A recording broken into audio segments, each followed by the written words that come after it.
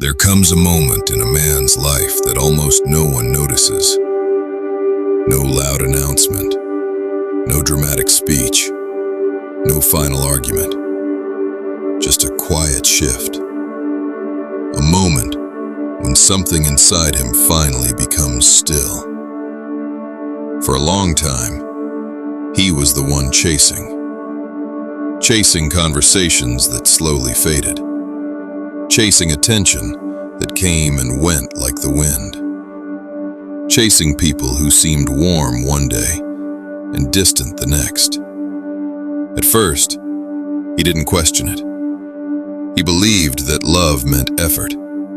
He believed that loyalty meant patience.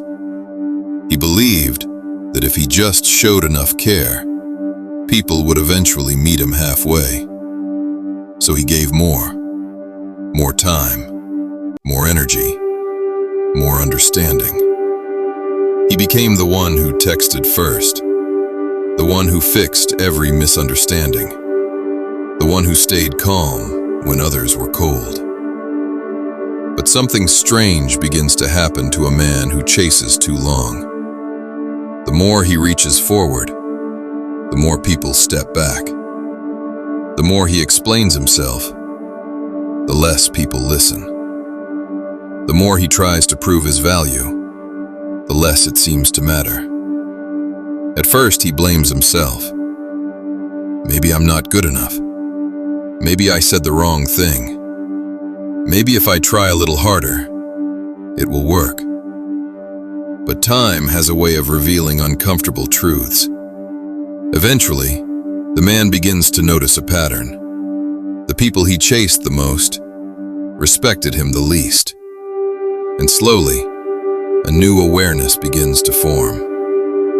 He starts realizing something the ancient Stoics understood long ago. A man who constantly seeks validation slowly gives away his power. Because chasing is not just movement, it is surrender. It tells the world that your peace depends on someone else's attention. And when a man finally sees this clearly, something begins to change inside him. Not suddenly, but quietly. The next time a message goes unanswered, he does not send another one. The next time someone pulls away, he does not chase after them. The next time someone tests his patience, he simply becomes silent. Not out of anger, not out of pride, but out of clarity. Because the moment a man stops chasing, he starts observing. He begins to see who values his presence, who respects his silence, who only appeared when he was running toward them. And that moment is powerful, because the man who stops chasing begins to choose. He chooses peace over chaos. He chooses dignity over desperation. He chooses distance over disrespect. And strangely, that is when the world begins to change. The same attention he once begged for starts appearing naturally.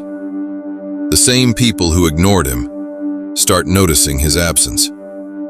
Because human nature is strange. People often value what they feel they might lose. But by the time this happens, the man is no longer the same person.